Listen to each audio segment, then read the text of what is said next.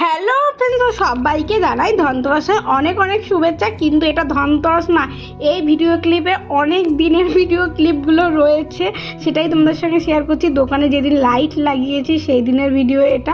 আর লাইটটা একটুখানি ইউনিক করার জন্য দেখো, আর পুরোনো যে লাইটের বলগুলো ছিল সেটা হচ্ছে এই লাইটের মধ্যে লাগিয়ে দিচ্ছিলাম, আর দেখতে দারুণ সুন্দর ছিল।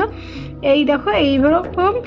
তো চলো এর পরের দিনের ঘটনা দেখা যায়। আমার দাদা ওই লাইটটা ছিঁড়ে ফেলে দিয়েছে, তারপরে এই লাইটটা লাগানো হয়েছিল। আর সেদিন বৌদিরা ছিল, আমরা সবাই মিলে হচ্ছে বাজি ফাটাচ্ছিলাম।